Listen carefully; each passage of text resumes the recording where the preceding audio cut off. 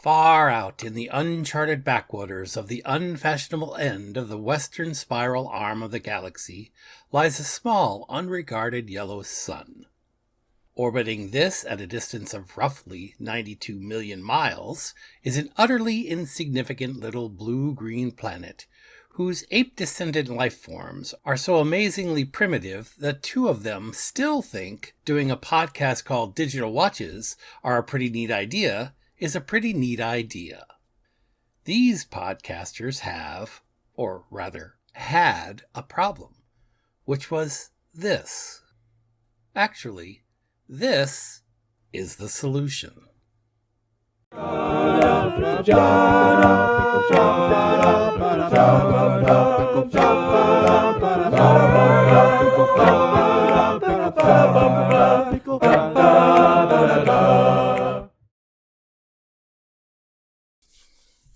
So hey, Jeff, what is this? This is the second half of the BBC America series that is almost, but not quite, entirely unlike Dirk Gently.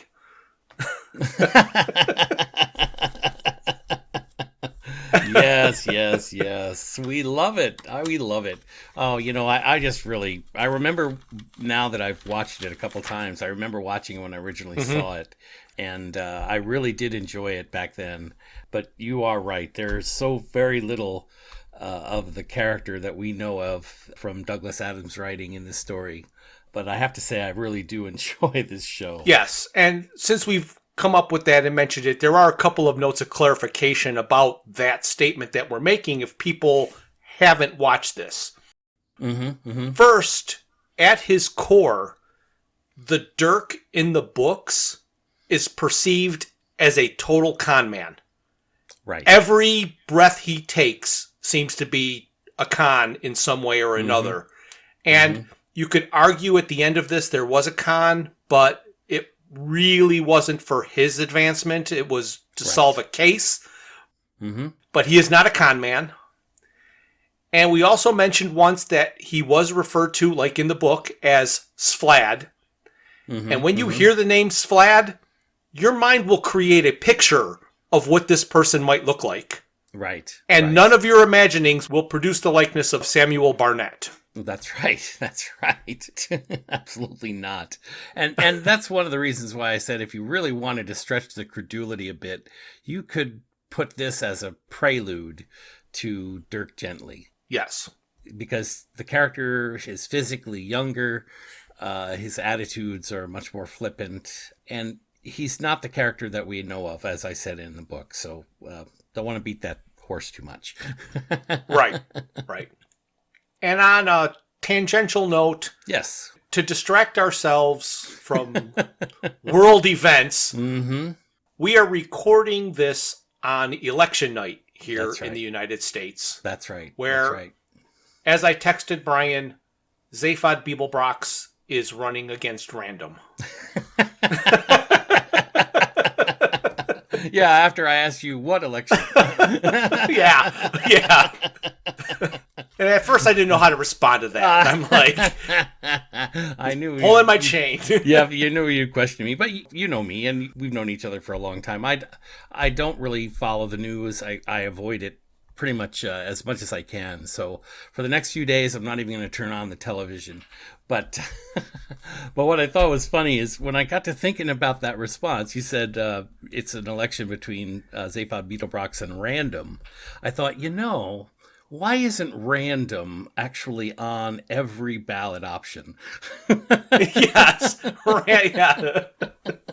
Because here's the thing. I think we might be in agreement with one or two of these statements, but one is that we've always said that anyone who wants to be president should never be allowed to be president.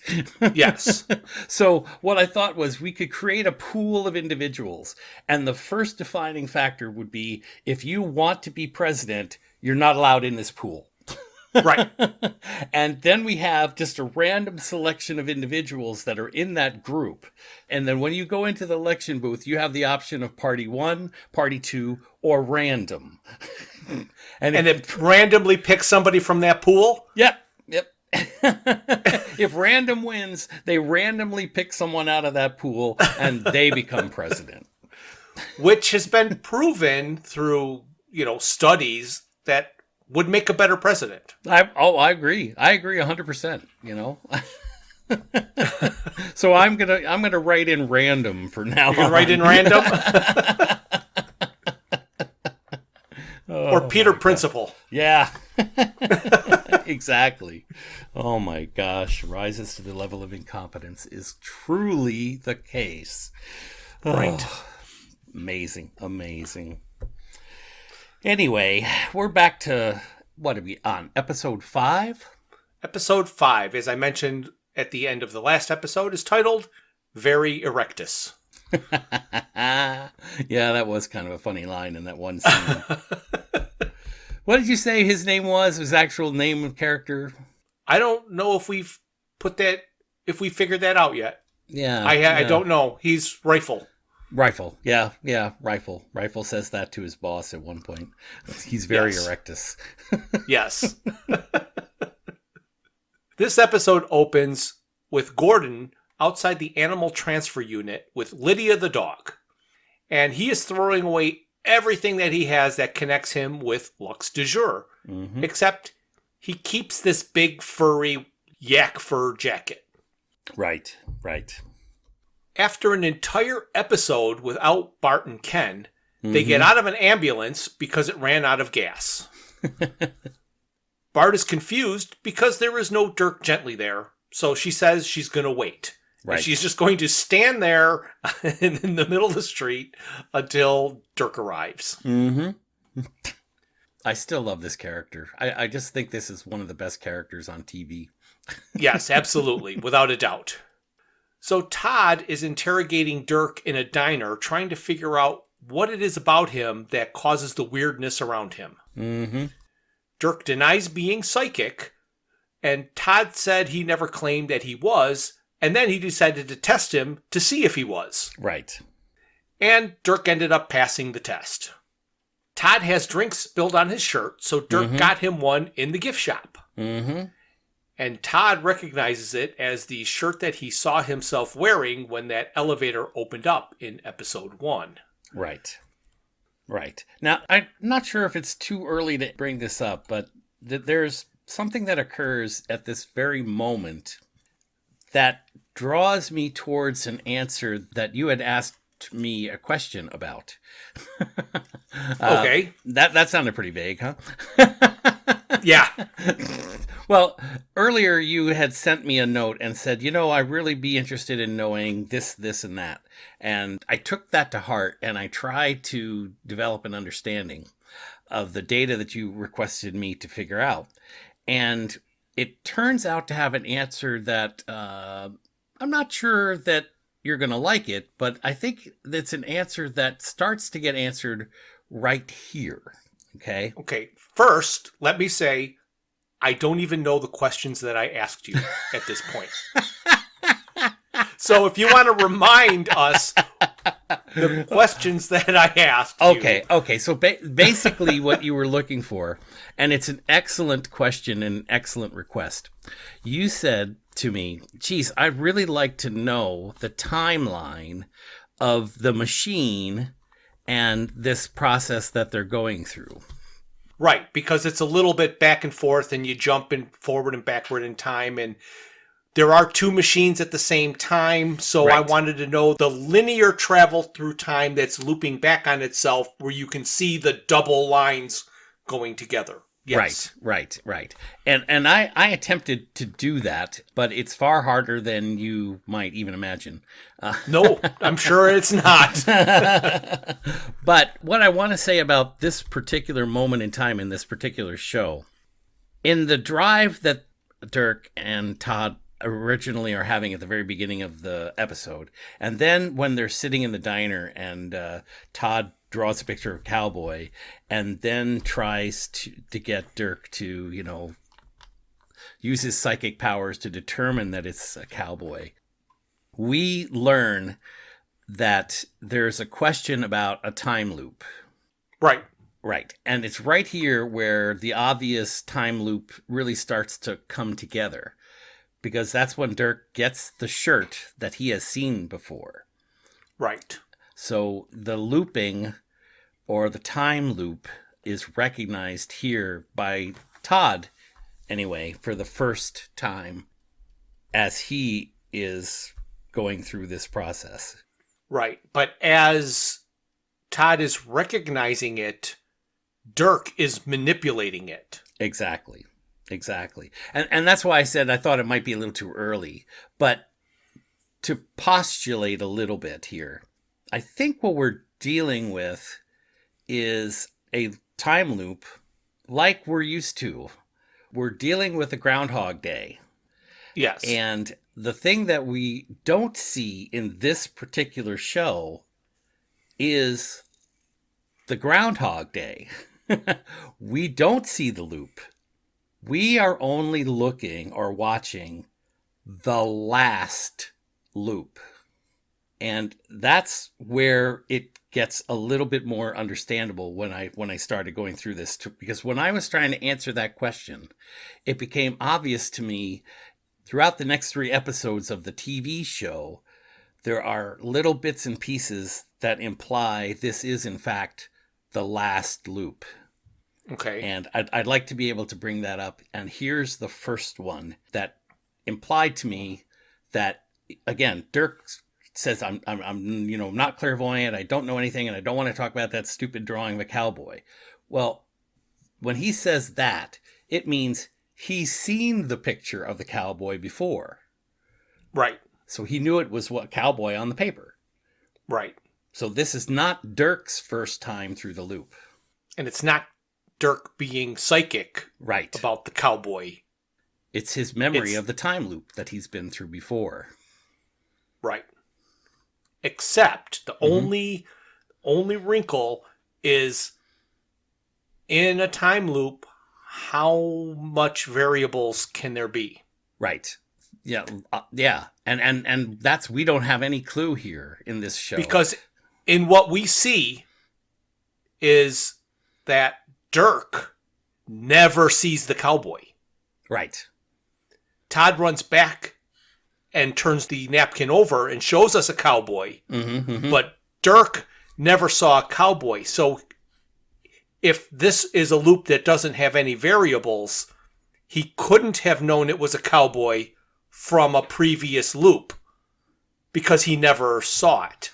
Right. And what I'm suggesting is this is one of the variables, and that he has gone through this loop before and saw the cowboy before. Okay, so you're saying that he has gone through the loop, he drew something, he guessed a pig, he was shown a cowboy, and this time, then he knew it was a cowboy. Right. Okay. Yeah. I mean, that's the kind of thing, and there's little punches of that concept going through this up into a point, and that's kind of where the answer comes from. Right. about the machine. So anyway, let's keep going. So anyway, after they leave the diner, they are going to look for buried treasure following a map from Patrick Spring. Right. So the Rowdy Three pull up outside Todd's apartment. Amanda leaves and gets in the van. She is told that they do not know Dirk. It is just that his energy tastes good and hers is like a buffet. We then meet up with the 2 from Blackwing. The younger one, Rifle, is really being portrayed as the dumbest individual who ever existed. Yep.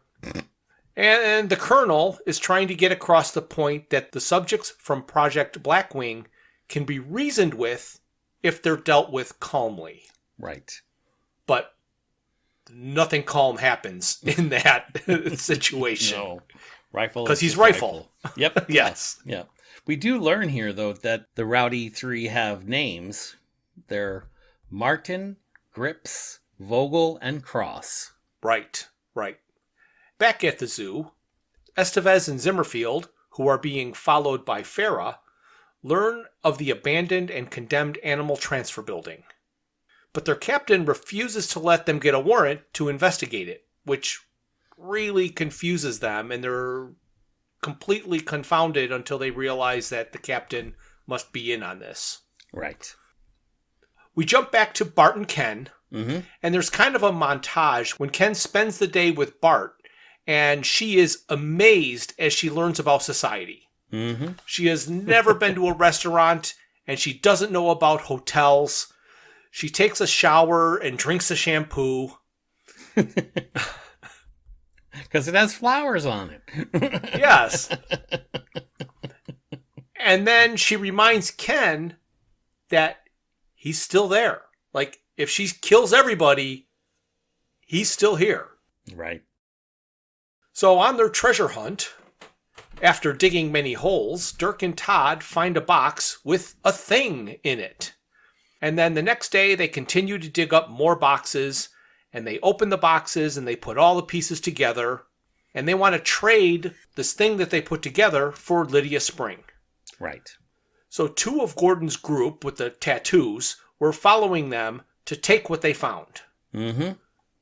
But Dirk killed them with the kitten shark.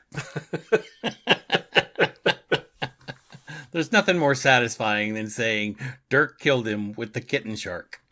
No.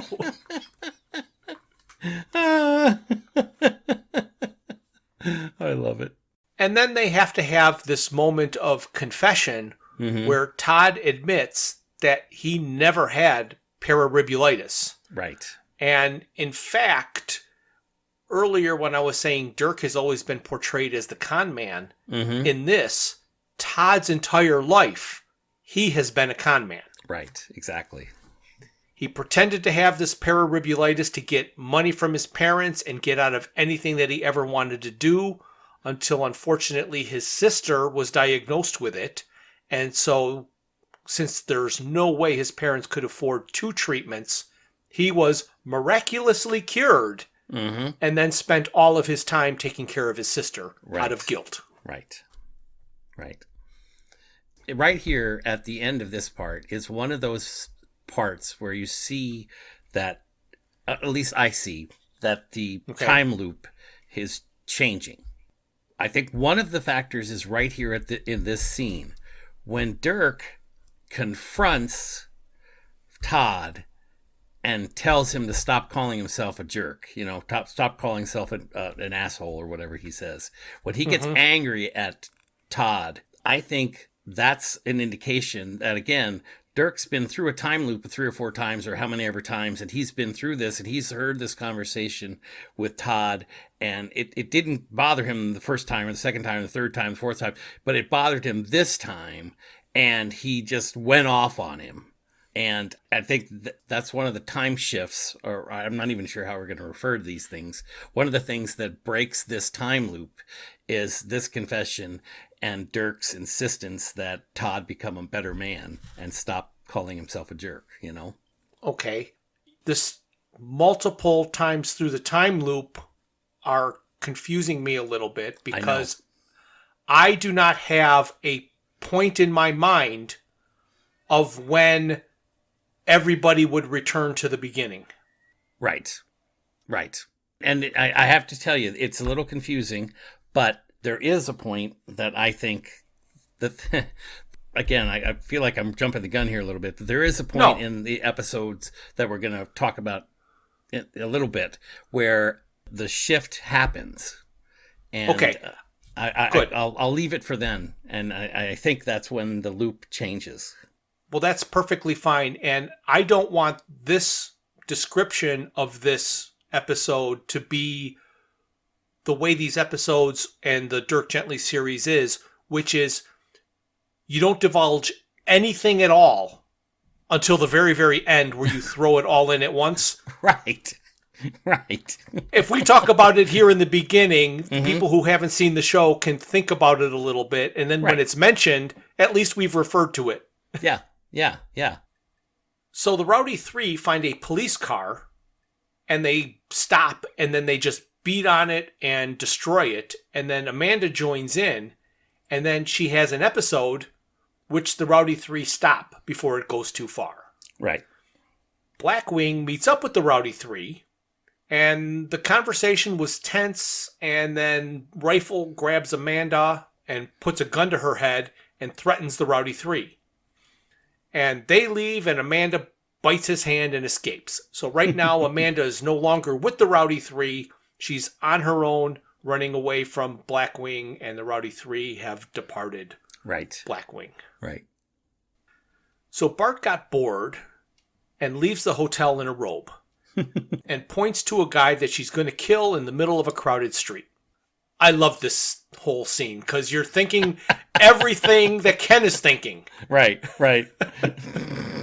So Ken is like, you can't just kill a guy in the middle of a crowded street. Think of your mission. How are you going to complete your mission if you're in jail? And she's like, well, maybe my mission will continue in jail, Yeah. And she's not in control of her mission. She's just doing what she's supposed to do where she is. Right. And she turns on Ken at this point, too. As in, if you get in the way of my mission, you're going to be eliminated because the mission comes first. Right. So he kind of backs down a little bit. And at that moment, she calls to the guy across the street, kind of yells at him. And he looks up at her. And then he steps into the street. And then, of course, the speeding car that doesn't see him or slow down at all just runs right into him. And he's hit and killed by this car. Right. And Bart's like, never doubt me. Right. Oh, my gosh. So Estevez and Zimmerfield go to the zoo anyway, even though their captain said they couldn't. And they find 35 bodies. That's just crazy. They get attacked. Zimmerfield is shot with that electric crossbow, and he is killed. And Gordon gets to drive away with Lydia, and Farah sees her. Right. So Dirk confesses to Todd about his abilities and how he is not psychic, but he can see the interconnectedness of all things. His hunches never help him, so he uses them to help others. Right. And that is back to my point of he's not a con man because none of his abilities help him. Right. And then Rifle, the idiot from Blackwing, is being debriefed by the head of Blackwing. He has been told that he can be much more aggressive in his pursuit and capture of the subjects. Oh my god. This is where the title of the episode is uttered by Rifle. Yes. It was a scene very reminiscent of The Graduate.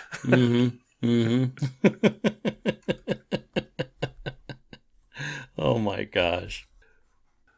Episode 6, Fix Everything. So here is where we start to get a little bit of the history of what's happening. Yes. This episode starts by flashing back to 1886 in Zachariah Webb's laboratory. Right. He has his machine, and he hooks up a parakeet in a cage to it. After the machine is activated, the parakeet is dead, but an electric lightning parakeet flies out of the cage. Right. He tries a cat with the same result. So far, I have not noticed any changes, but since his machine is a vacuum tube machine, he may be using different combinations of tubes. Well, that's what it appears to be, that case, yeah. So next he tried a dog. And this time, the machine disappeared and came back with a note from Dirk. Right. Do you know what the present date is or supposed to be? Because I couldn't quite figure that out. When they think the present is. What year are we currently in? I'm going to say it was the year that the show aired, which would be the 2016. Okay. Yep, okay, that makes sense then. Except they said that wrong, right? Patrick was killed. Okay, so Patrick was killed on August the 3rd, 2016. Okay. And his wife, this is part of our answer that we're kind of trying to figure out anyway. His wife was killed in July 17th of 2001. Okay.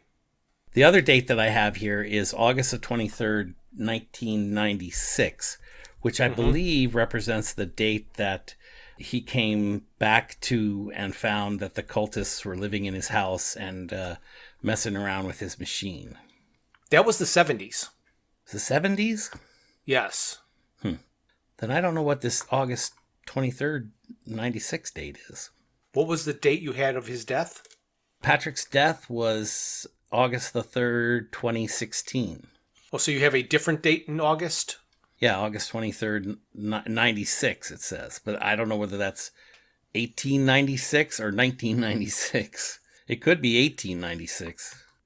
Well, let me tell you where I found them. I mean, this is a little off the little record here, but yeah, it is in episode 6 when Dirk and Farah are looking at the machine, and she says, "Oh, these are dates." I stopped the show and recorded what they were for the dates. Oh, okay. So those are the dates that are literally displayed on the little screen on the machine, which is what I thought would give us the answer to your question, but I don't know what this 96 date is. Unless I wrote it down wrong, maybe it's 86. It's got to be 86. You know what? It has to be 86. That makes more sense. So it's 1886. Okay. Yeah, so let me correct that. It has to be 86. It can't be 96, can it? It says 8/3/16. Right, that's what I got. 1701. And then it's 8/23/96. It is 96. Yeah. I don't know what the 96 is. And they don't say. And I don't know how it's doing both the 1800s, the 1900s, and the year 2000, all without the first 2 digits. Right. But that's why I thought it was... I agree, but I think it's 96. His wife is killed in 2001, so if it was 96, yeah, that makes sense. See, so I know you said the 70s, but I think they just happened to be hippies and it wasn't actually the 70s. 96 would have meant that they were married for, 5-6 years before she got killed. But they got married. It was right after he invaded the house, right? No. Yes. No. Well, we don't know. I just don't know what that 96 is. 96 is where he jumped to when he met his wife. That's what I'm thinking. He met his wife in 96 and they killed her in 01. So they were only married for like five years. Right. But Lydia was born in that time. Which makes... Did we decide what time? Yeah, right now it's 16. So Lydia was born... So she'd be, 15, 14, 15? She would have been... Well, no. Just say she was born in... 02 or 03. No. Yeah, that was... 98. Yeah, she had to be born earlier than that. You're right. I'm sorry, that was stupid. Yeah, you're right. So she'd be 18 or so. Yeah, something like that. That makes sense. Okay. So this would have been met his wife. Yes. So Estevez goes back to the captain, and he's arguing with him because he cannot get the okay to further investigate the case, even though his partner has been killed. And Estevez realizes that the captain is indeed one of them, and he is trying to get the captain to admit it, but he gets fired. Right. And then the captain immediately calls Gordon Rimmer. Todd goes back to his apartment and meets Farah. They are filling each other in on what has been happening, and Todd tells her Lydia Spring and the dog Soul have been swapped. Farah has difficulty processing this. It's a great scene. Farah leaves to go with Dirk to the Spring mansion, and Todd goes up to see Amanda. He confesses to her that he never had pararibulitis and all the other crappy things he has done his entire life. He tells her that he is now changed and tries to give her the lottery ticket, or as she says, buy her off with a lottery ticket, so she doesn't take it. Right. And she locks herself in the bathroom. Dirk and Farah are stuck in traffic, and Dirk uses the time to recruit Farah to join his detective agency. Somehow, Dirk gets himself all worked up and excited, and he starts screaming and announcing his name to the world.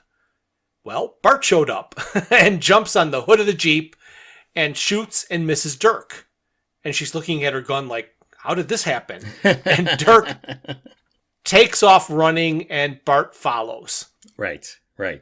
Bart shoots 2 more times and misses. Mm-hmm. And she looks at her gun again in disbelief. And Dirk is getting battered by other things as he runs. And then he runs up some stairs, and he gets trapped at the top of a stairway that doesn't go anywhere. Mm-hmm. And Farah is about to shoot Bart when she is blindsided by Ken. And then she beats the hell out of Ken. And Bart traps Dirk and says she is supposed to kill him. In their shouting at each other, they both say everything is connected, and they have a moment realizing that they are from the same Blackwing program. Right. And then Farah arrives and beats up Bart and throws her over the railing. Right. Now, here's what I want to say. There's Okay. a couple of things happening right around this same time, okay? First off, I have to go back a little bit. In the conversation with Dirk and Todd, okay, Todd and Dirk are talking about, Dirk is insisting that he tell Amanda the truth, okay? Right. And Dirk makes the comment, and here's where I'm thinking the loops are happening, okay? They're still happening here, okay? He makes the comment directly. He says, you've got to tell Amanda now in case we get killed. So I think it's right here that one of the loops, or right around here is where the loops were closing. And this is where Dirk was looping and looping and looping to this point. It's not until he gets Todd to tell Amanda the truth that the loops start to change for Dirk. And in his previous loops to this point, he and Dirk have been killed, apparently. So Dirk knows that if this goes on, and I mean, this is my speculation, and then you're talking about, well, when did the loop change?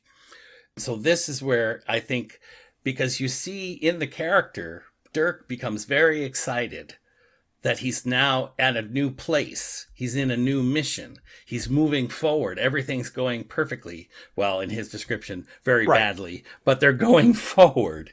And it's actually when he jumps up in the Jeep and starts yelling, I am Dirk Gently. I am Dirk Gently. That's when the loop changes to the new loop. That's the final loop, which is what we're actually watching in the program. So when he jumps up and says that, that's when Bart sees him and attacks him. And this is the first time in Dirk's iteration of looping that he's even seen Bart. Right. He doesn't even know Bart exists prior to this point. And there's a lot of little pieces of conversation that happen in this scene and around this area where you see Dirk is experiencing something new and something different. And Bart even says, right around here, the universe is broken. Something has happened to the universe. I don't understand what's going on. Right. So in my playing, in my mind anyway, this is obviously not supported by any of the actual evidence in the show. This is where the loop is moving into a new area that Dirk has never been to before. And later on, we'll find that it's the best possible results that he could have gotten in his attempts to get out of the loop. Right. And another piece of the supporting evidence to this is the note that gets sent back to Zachariah by Dirk from the future, which we'll get to. But in that scene at the very beginning of this episode, there's a note tucked into the machine that Zachariah reads. And all we can read, I think it says, sorry, went bad, tried same way, wrote this last, and then I can't really tell what it says, deal or idea or something. Shit, Dirk Gently. Yeah. So that note is the note that's tucked into the machine that comes back to Zachariah, which is not his original machine. Not his original machine. Not his original machine. But there's only one machine. There's actually two. The second machine, and again, I know you're talking about this before, but I'll reveal this now. The second machine was built, or I'm going to say built because that's what he says in the episode, okay? Actually, and again, we're jumping to the end now. Episode 8, Ken says, that's the machine I built.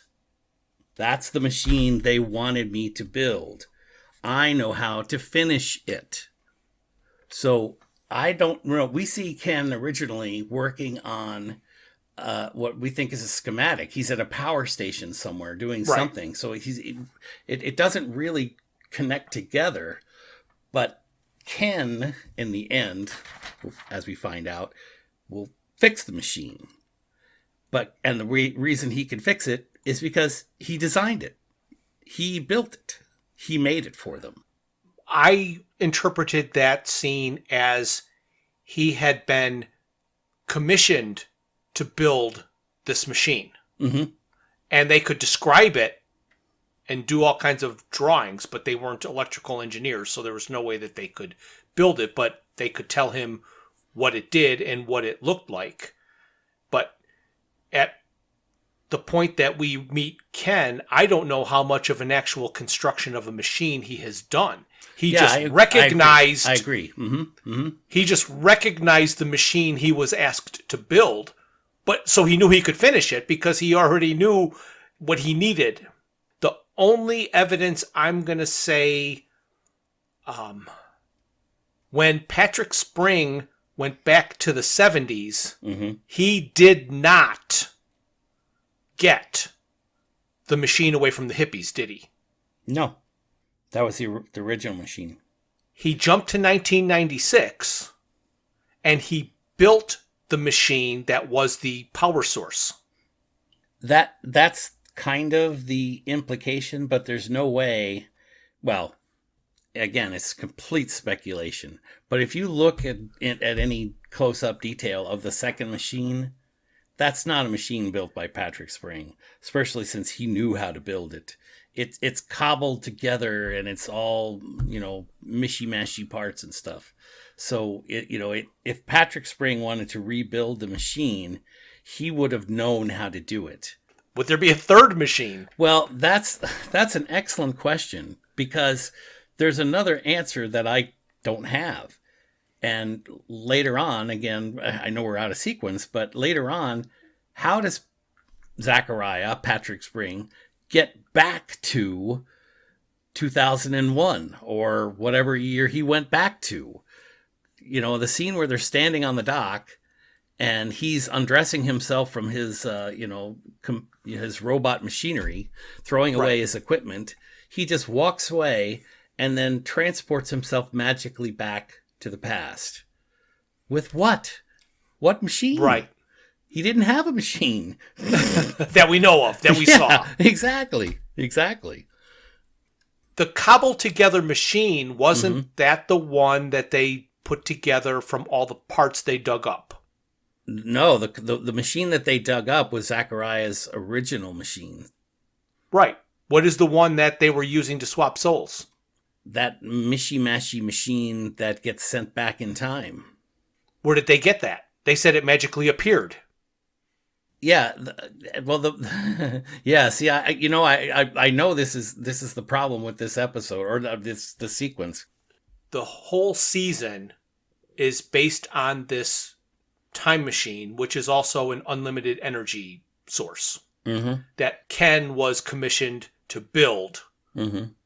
For the squatters who discovered one in the 70s and then needed the second machine because they knew there was a second machine. But I don't know how many machines there are. So here's my thought of what's going on. Zachariah Webb built a machine and it accidentally went forward in time. Yep. And was used by these squatters in the 70s to soul swap. And all the way to the present day, in my knowledge, correct me if you think there's a difference, they've had that original machine. Okay. Yeah, the right? Yep, yeah. Okay. Then somehow Patrick Spring showed up in the 70s, couldn't get his machine back, and then jumped into the future where he needed to make money, but he was a brilliant inventor, and he built a machine, I'm guessing, as an unlimited power source that we're going to find out buried under these underground tunnels that powered this entire community called Springview or whatever. Mm-hmm, mm-hmm. So that had to be a second machine.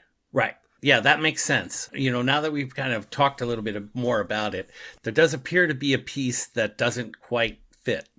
And I think you may have hit on it here. We know that the machine that gets sent back to Zachariah in the past, the one he uses to go towards the future and the hippies to get back his original machine, is a derivation or a change from his original machine.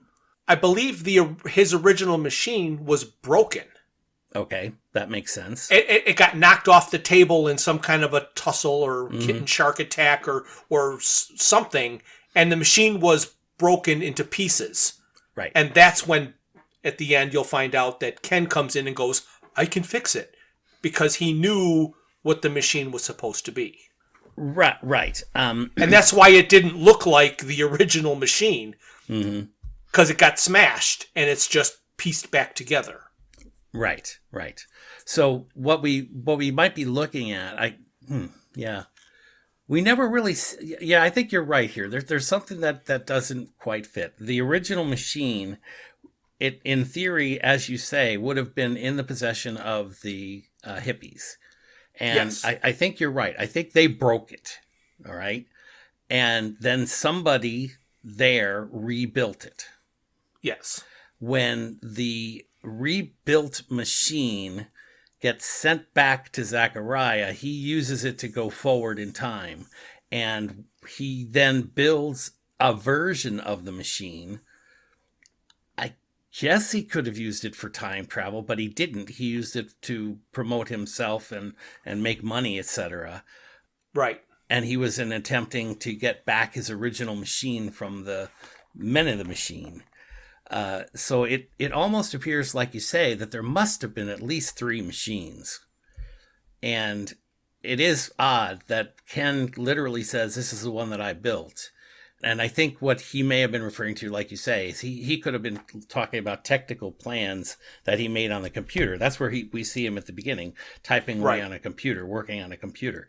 So he understands what it takes to put it back together. The men in the machine were only using a function of it, but Ken is able to restore it to its original function, which was time travel. Right. And that's why it was able to go back to Zachariah. Yes. So I hope that comes as close as we can get to answering the question. Yeah.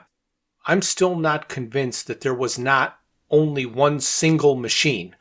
The machine went from Zachariah to the 1970s, was with these hippies all the way to 2016, when Dirk sent it back to Zachariah, who then used that same exact machine to go to 1996, where he met his wife. And then that same machine, now there's 2 of them, all go to the end 2016. And that's why Dirk will say, if I don't send this back, Lydia will never be born. Right.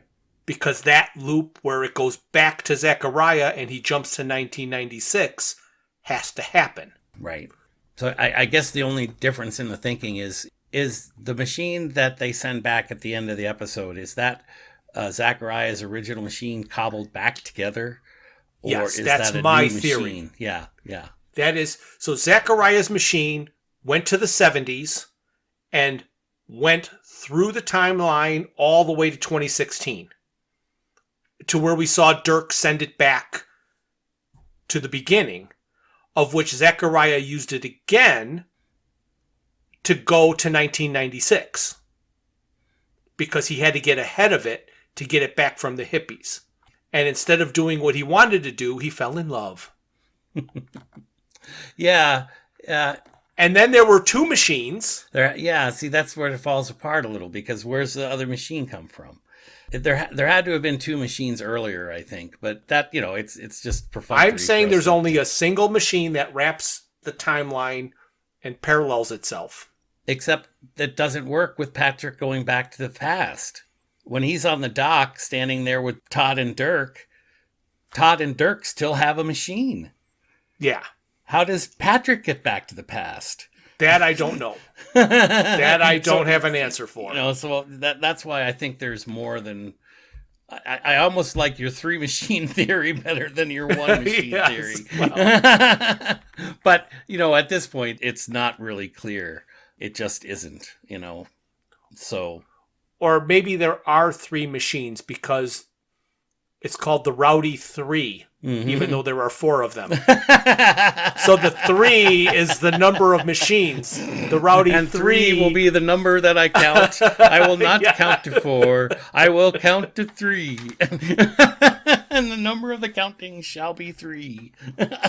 Yes. Oh, I love these kind of discussions.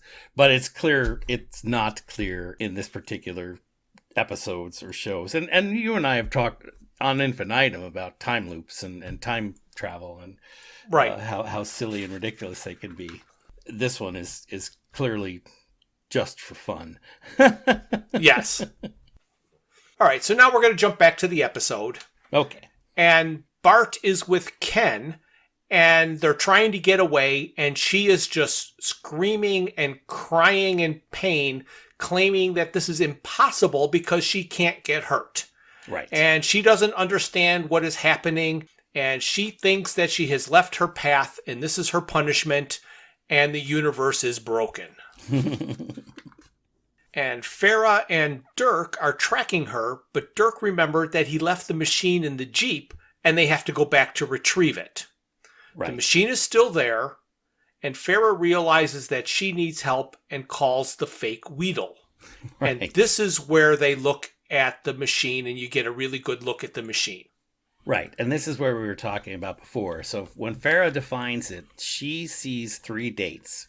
Right. She identifies the dates as the date that Patrick was killed, the first date, the second date where his wife was killed, and she doesn't really define what the third date is.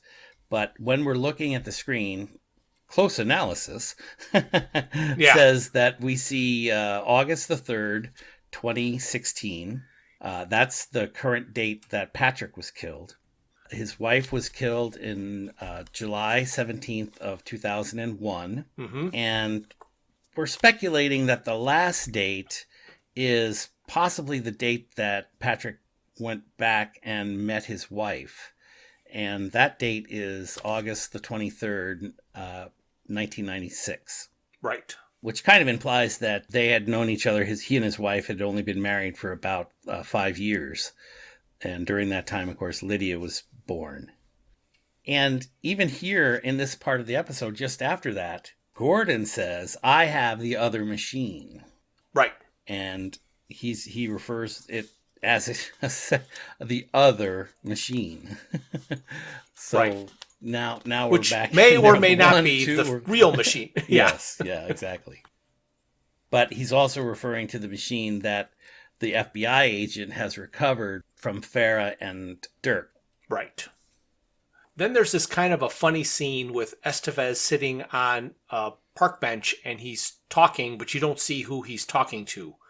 And it turns out that he's talking to the corgi. And by a series of bark once for yes and twice for no, he figures out that the corgi is Lydia Spring. Amanda remembers the good times with her brother, like getting into bar fights in a punk rock club, and she refuses to talk to Todd and wants to call her parents. Estevez walks in with the corgi. He interrogates Todd. Amanda has an attack in the bathroom and believes that she is drowning. Estevez wants to take Amanda to the hospital, and outside they are confronted by 2 of the bald guys. The Rowdy Three show up, take care of the bald guys, and revive Amanda. She tears up the lottery ticket Todd tries to give her and leaves with the Rowdy Three, and the bald guys take Todd. So Dirk and Farrah are talking, and Dirk is trying to convince Farrah that he has no idea who that homicidal dirt muppet was. And then Weedle shows up, and he knocks out Farrah and takes Dirk. Gordon and the police captain have a meeting. Gordon explains that the machine is not a holy relic, but a piece of technology. Gordon says that he will have the machine at the temple this evening, and the captain is to get everybody together. Ken drags Bart into a hotel room and throws her into the bath. She will not stop screaming. He turns on the TV to help cover her screaming, and he sees a news article about the man who was killed by being hit by a car, having had 2 girls prisoner in his basement for over 3 months.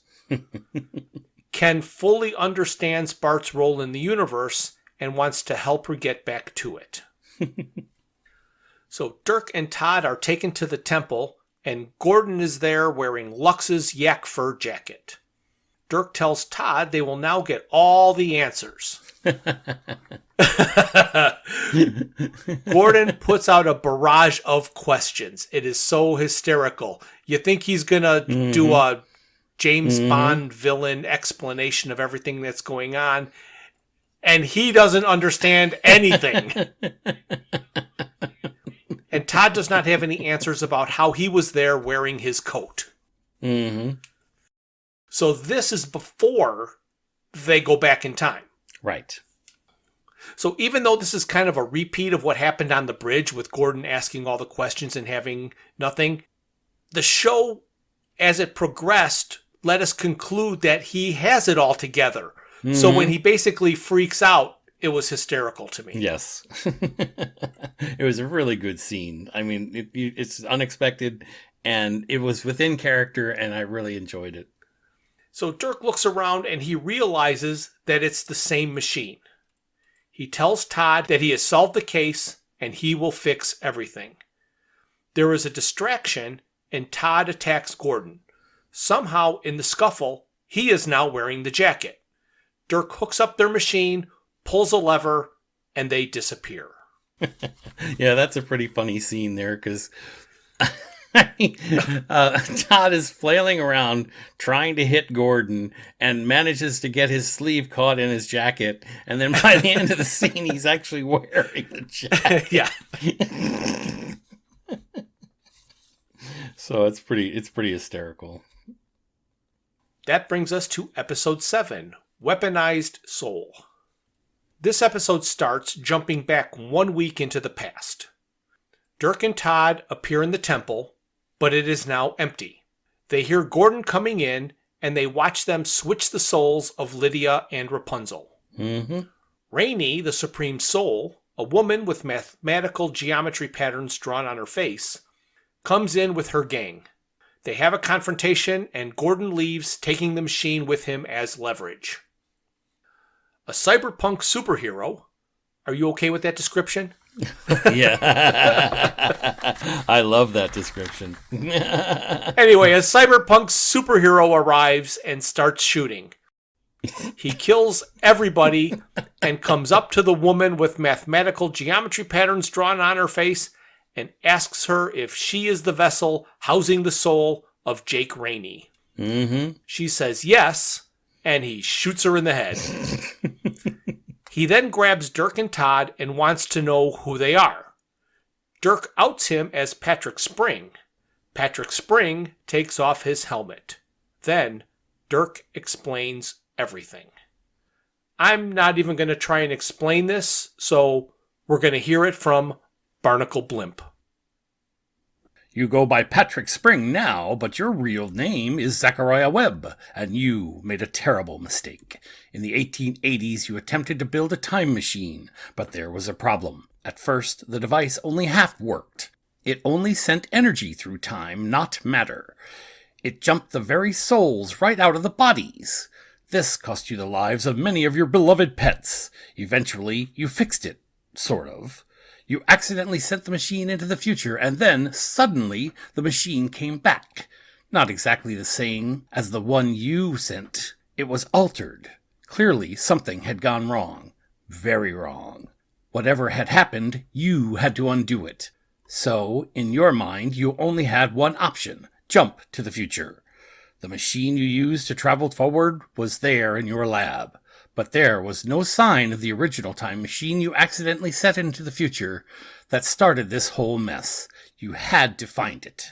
In real time, more than 80 years had passed, and it looked like someone else is now occupying your mansion. There are squatters in the house you abandoned, a group of hippies led by a man named Jake Rainey, and they had your original time machine. You say, "Hey, give me that machine back." They say, "No, this magically appeared from nowhere and is clearly meant for us. You give us your machine." "No, you don't even know what it does." "We don't care. We're super crazy." "No, give me my machine right now." There are too many of them. You run, and it's all very scary. To fight him, though, you need money and resources.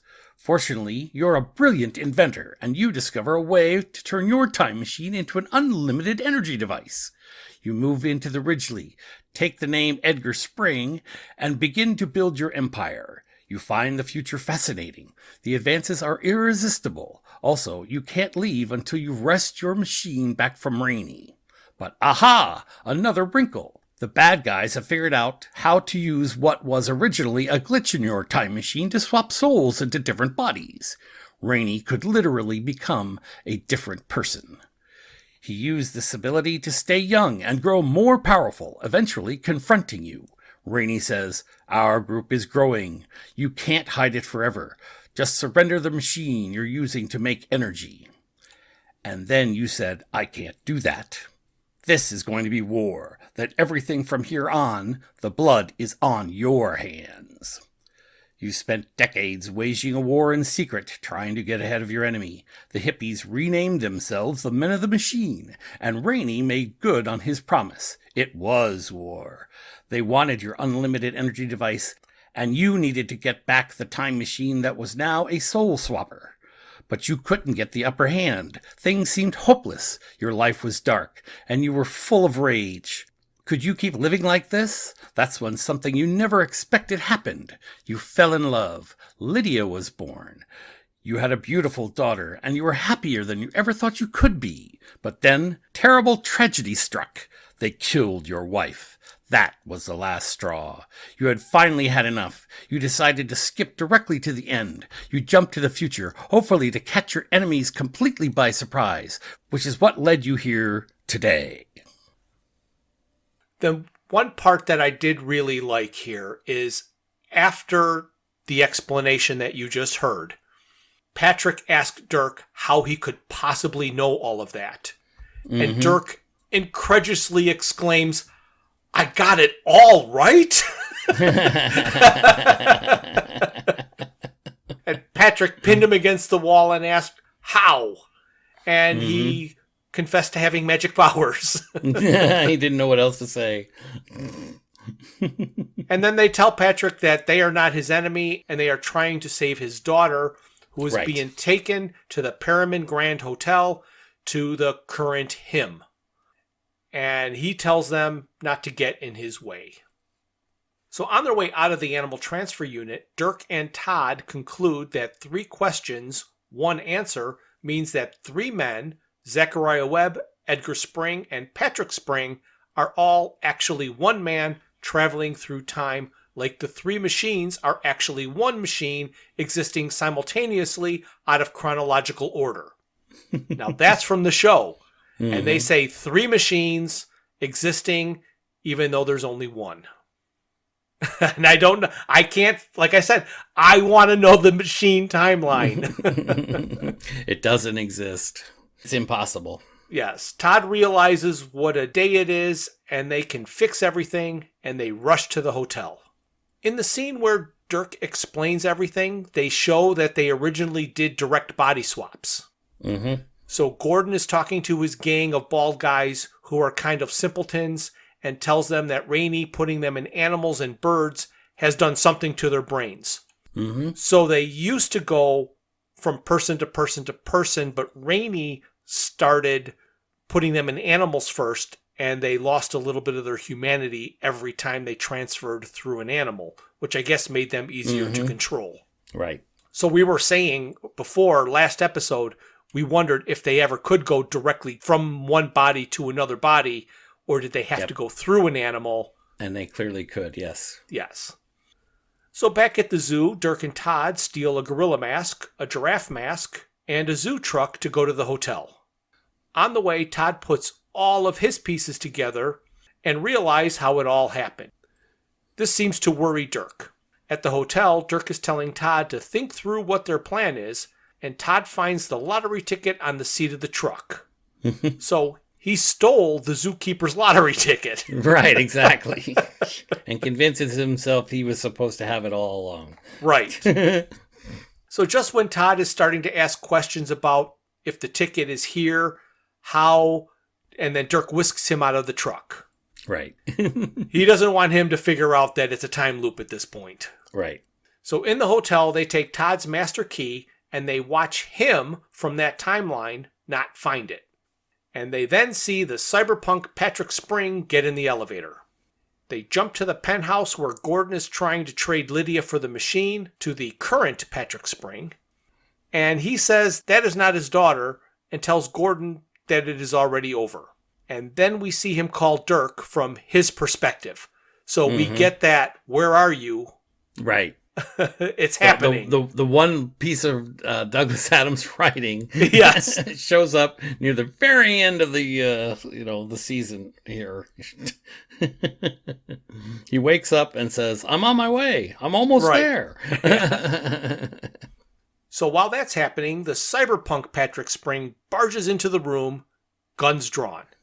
He reveals himself, and Gordon is confused how two Patricks can be in one place. And Patrick tells Dirk to find Lydia and tell her he loved her and that he is sorry and it never ended any other way. Right. And that also is part of what I understand, that it's looping. And he understands that it's looping. And he understands that every outcome that he's seen has been the same. So Right. there's no other way out of this loop other than to accept the fate that happens to him this time. Right. So one of the bald guys pulls out the kitten and sets it free as he is shot by Patrick. Mm-hmm. We then get to see what exactly happened that caused the carnage in the penthouse. Gordon gets away with Lydia, and Dirk, Todd, and the Cyber Patrick also get out. Todd drops the lottery ticket and blood pools onto it. Mm-hmm. On the ground floor, Dirk from that timeline meets them and gives himself a few clues and tells him to get the kitten. He is told not to be seen and is given the gorilla mask. Todd figured out it was a time loop and realizes Dirk knows a whole lot more than he let on. Right. Then, Todd sees himself on the elevator. In the parking garage, Gordon says Patrick Spring is dead and the corgi runs away. Patrick is throwing all his equipment off a pier into the water. Todd is flashing back to many things that did not make sense, but now he understands. Right. So Todd is revealing to us the looping nature of what's been going on. And Dirk tells Patrick who he is and that they came here from the future. Patrick says it is impossible because he buried it. Dirk tells him he gave them a map and they dug it up. Patrick told them that when the machine came back, it had a note from Dirk with blood on it. Patrick thinks he can still fix things, and Todd chastises him with a message of accepting things that can't be fixed and realizing that the message applies to him as well. Right. Yeah, it's always funny when you're scolding somebody for something and you realize that you should just be telling yourself that same thing. Exactly. But that's what's nice about this show, it's got its level. And it's, again, I want to repeat, this is high level acting and an enjoyable show. Yes. So Patrick asks them where their time machine is, and they realize they left it at the zoo. So he gives Dirk the vacuum tube that is programmed to the original time. Right. So that answered that question of how he kept doing different things. He's got vacuum tubes that are programmed somehow. Yeah. So Todd yells at Dirk because even though Todd saw himself, he had no context. Dirk was saying, hey, you saw yourself, didn't tell me. So Dirk, knowing he met himself and got a message, meant that he knew everything had to work out to get to them at this point. Right. Todd really should have known the same. Like Stravomula Beta. If you don't die until this happens, well, then you're safe. Right, exactly. He knows he can't die until he sees himself on the elevator. So Todd accuses Dirk of ruining his life just so he could have a friend. They go back to the zoo and get the machine. They fight about where to go. Todd says they go to the future and save Lydia. They disappear. It jumps 5 minutes before Dirk and Todd left for the past. So they get to watch a little bit of a scuffle and then they disappear. And then they realize that people are trying to break into that room. Farah is locked in the trunk of a car. She tries to shoot her way out of the trunk, and that is what distracted Gordon that allowed them to escape. The corrupted Weedle goes to investigate. Farah cuts her way through the back seat. She sees Weedle in the rear view mirror and is able to make the most incredible shot. I think Bart would have even been impressed. Yes. Oh, I love it. Reaching up over the back of a seat, using the mirror. Wow, it was destined. You got it. Time bending. Yeah. So Gordon sees his corgi and is confused. He then gets punched and kicked by Estevez, who wants him to switch Lydia and Rapunzel back. Dirk and Todd arrive back from where they left, right as the room is broken into by the bald guys. Dirk takes a bolt to the shoulder. When Dirk sees the shooter, his swear word of choice is Watkin. Todd pulls the wire off the bolt before the charge kills Dirk. But it knocked out Todd. Right. All right, the last episode, episode 8, Two Sane Guys Doing Normal Things. This episode opens in the Rowdy 3 van. The driver slams on the brakes and asks if anybody smells that. He said something happened. It jumps to the Animal Transfer Center, and the bald guys are standing over Dirk and Todd. Gordon rushes in. He tells them to run because he is being chased by Estevez. Farah is close behind, and Estevez turns on her. She gives up her weapon so he can help Dirk and Todd. Then we watch Bart, battered and bruised, watching TV in the hotel. She keeps hearing everything is connected on a TV. Ken brings her some clothes. Ken wants to leave, but Bart wants to stay and watch TV because she only has 2 bullets left.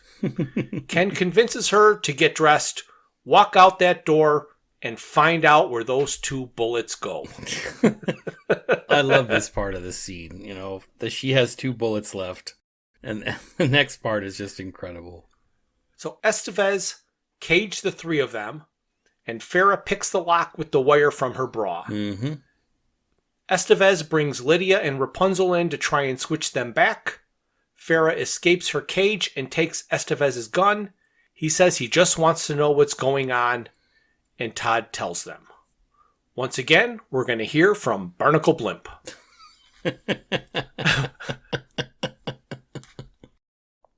More than 100 years ago, a man named Zachariah Webb built a machine that broke and went to the future, where these tattooed wackos found it and used it to swap souls. They swapped Lydia with a corgi to use as leverage to stop Patrick Spring, who was actually Zachariah Webb, having jumped through time to get his machine back.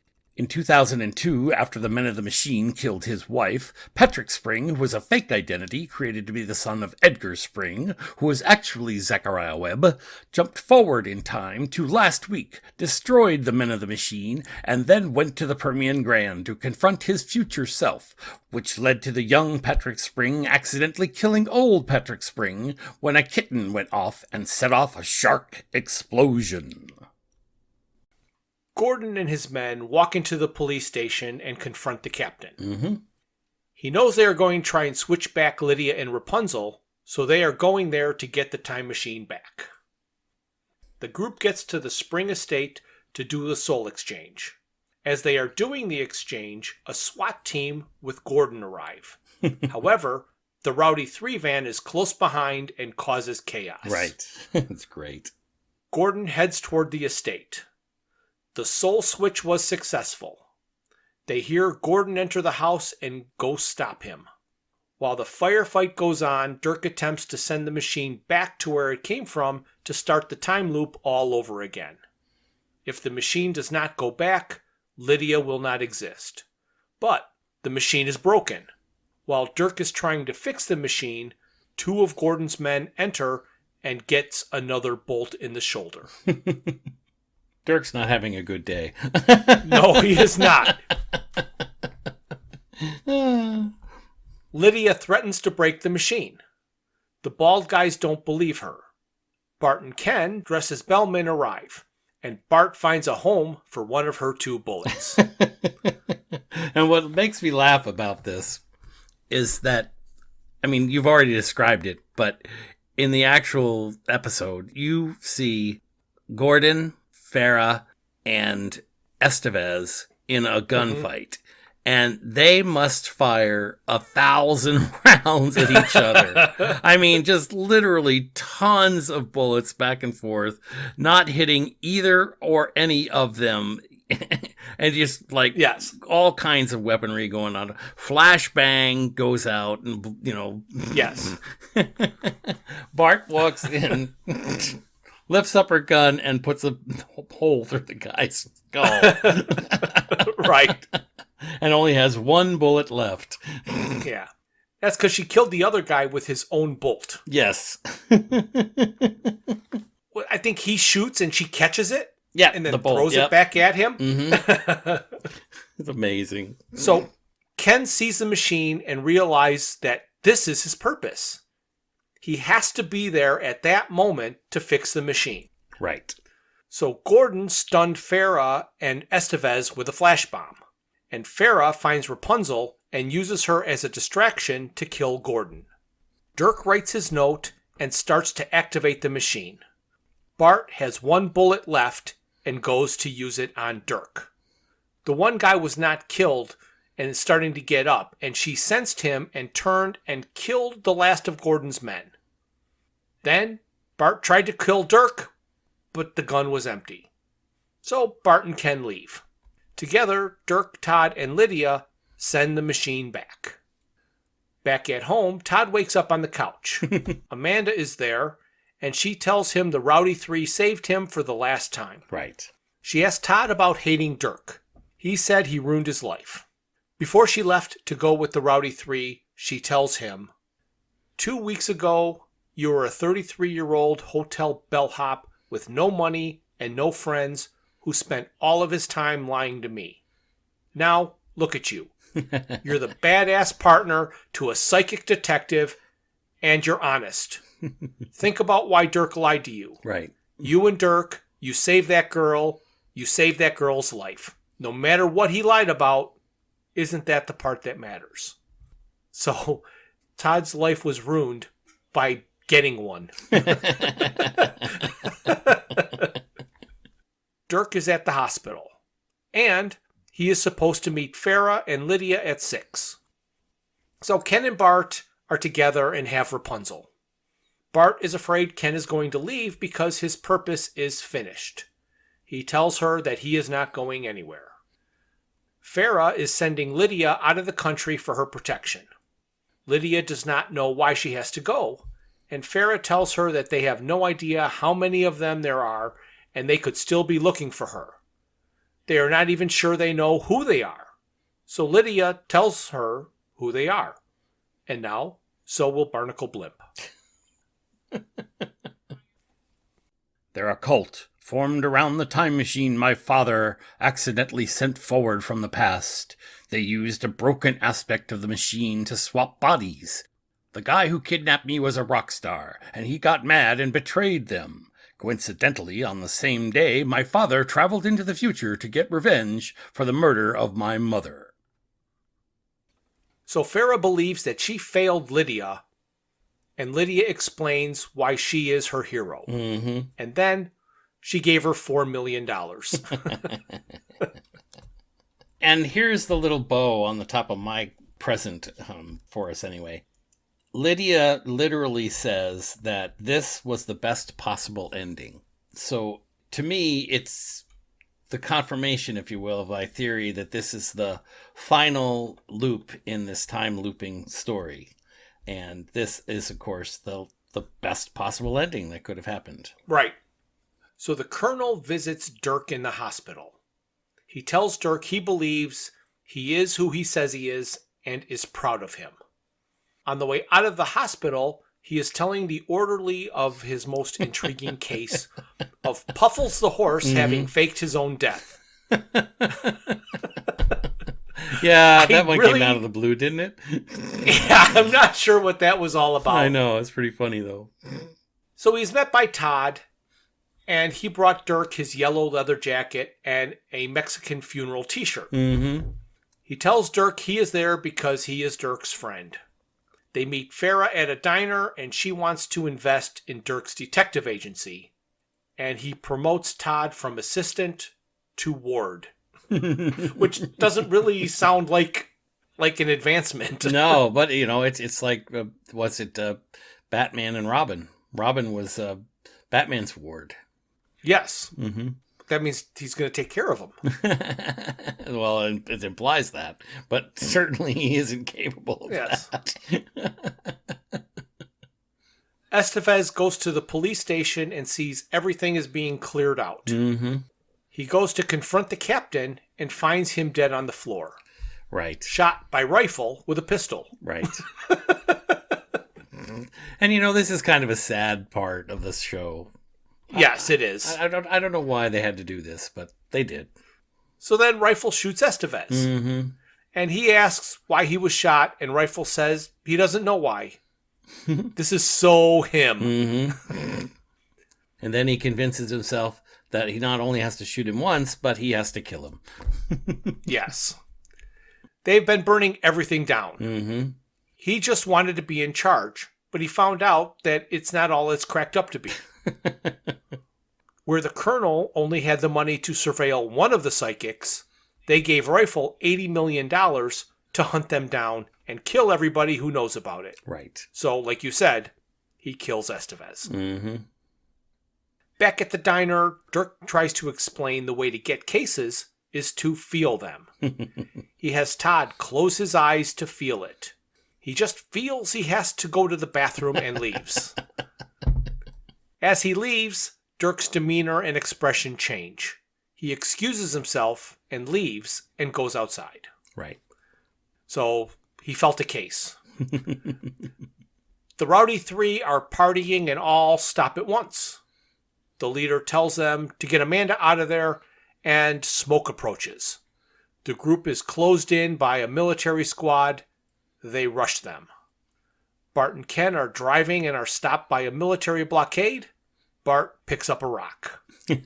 It's not just a military blockade. It's like 1,000 soldiers. Yes, yes. And outside, Dirk is met by Rifle. So he did not feel a case. He felt the world closing in on him. Farrah goes to find him, but can't. And Todd gets a frantic call from Amanda, and then, for the least surprising plot twist ever, Todd has a real attack of pararibulitis. And that ends season 1. Wow. Other than this ending, which was tragic and surprising, yes, I really liked all of the bits of humor that were in this show. And even though there's some total confusion over how this is looping and time travel and all that kind of stuff, it's very, very enjoyable. Right. But I have to ask the question, what's going to happen in season 2? Even though I have seen season 2, I do not remember season 2 right now. Mm-hmm. And this didn't spark my memory of season 2. I have no memory of season 2. I have like I told you way back a while ago, I had a memory of a train in the desert or something, but I haven't seen that pop up in my brain, so I'm not sure what's going to happen in season 2. Yeah, where to me, this could have been season after season of goofy cases like this. Yes. They're now captured. Right. So I don't know how this is going to go, but we will find that out next, because we will be talking about season 2 in our next episode, or at least the first half of it. Yeah, that's going to be awesome. I'm looking forward to watching season 2 and seeing how they develop these characters. Yes, absolutely.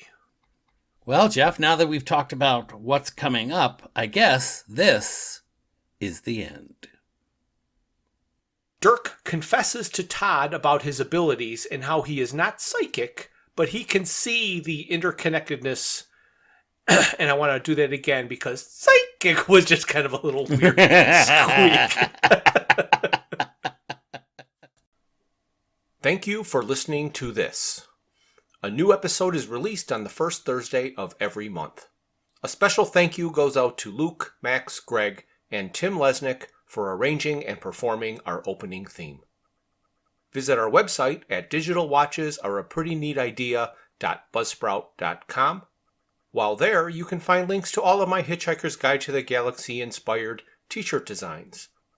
You can contact us via email at digitalwatchespodcast@gmail.com.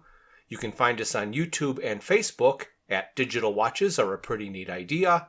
You can message us on Twitter, or should I say X, at Watches Idea, and our Instagram is Watches Idea Podcast.